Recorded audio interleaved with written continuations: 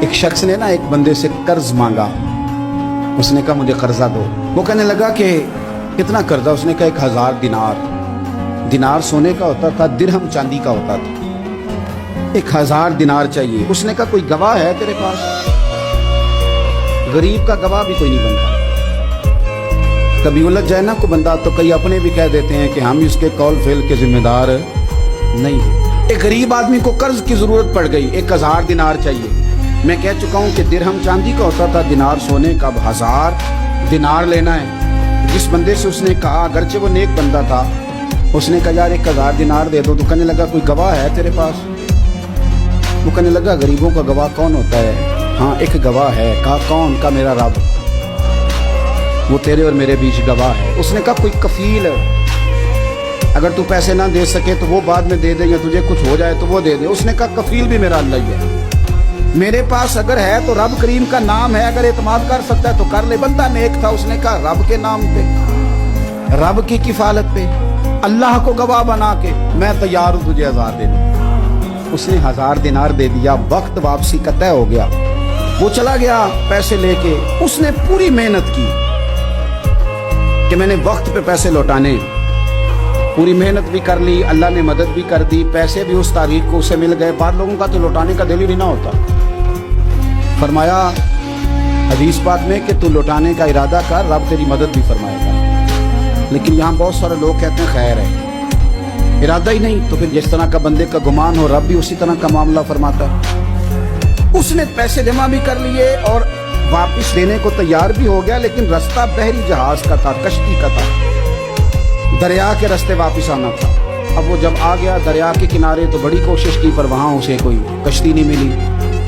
وقت پہ پیسے لوٹانے ہیں، سفر کرنا ہے، اب سواری میسر نہیں ہے. سوچ سوچ کے پریشان تھا کہ میں نے تو اللہ کے نام پہ لیے. اچانک دل میں ایک تجویز آئی. اس نے ایک لکڑی لی، لکڑی کو اندر سے کھولا، 1000 دینار اس میں بھرا. بخاری پڑھ رہا ہوں. اور ساتھ ایک خط بھی لکھا کہ یار میں پیسے پہنچانا چاہتا تھا پر مجھے کوئی چیز نہیں ملی دریا کے اس پار آنے کی.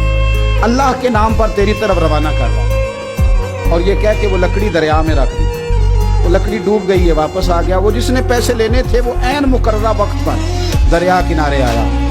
صبح سے سر شام تک اس نے انتظار کیا. دل ڈھلنے لگا تو دل میں خیال آ گیا کہ یار نہیں، اس نے دینے ہی نہیں، جھوٹا وعدہ کر گیا، پہنچا ہی نہیں وقت پہ.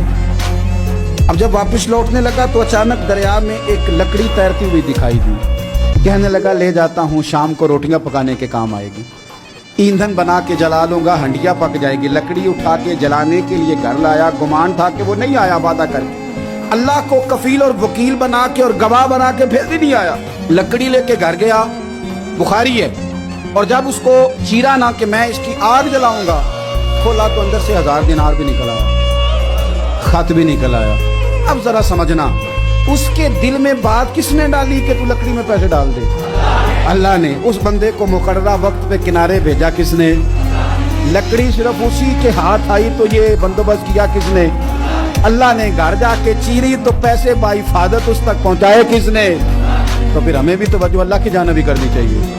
ہمارے پہ دل کی توجہ رب کی طرف ہی ہونی چاہیے نا. ہمیں ادھر ادھر جانے کی، دیکھنے کی، بندوں پر غور کرنے کی ضرورت کیا ہے؟ وہ پیسے پہنچ گئے. یہ وہاں اپنی جگہ پہ پریشان تھا. اس نے 1000 دینار اور جمع کیا. پھر دوبارہ ایک دن دریا کنارے آیا، کشتی مل گئی. بیٹھ کے اپنے اس بھائی کے پاس آیا. کہنے لگا دیکھنا مجھ پر بدگمان نہ ہونا، پیسے اس تاریخ کو بھی جمع کر لیے تھے. دریا پہ آیا تھا پر کشتی نہیں ملی تھی. پھر میں نے نا لکڑی میں ڈال کے خط ڈال کے تیری طرف بھیج بھی دیے تھے، لیکن آج میں پھر لے کے آ گیا ہوں. وہ کہنے لگا خوش ہو جا، جس رب کو تو نے میرا اور اپنا گواہ بنایا تھا اس رب نے میرے تک پہنچا بھی دیے ہیں.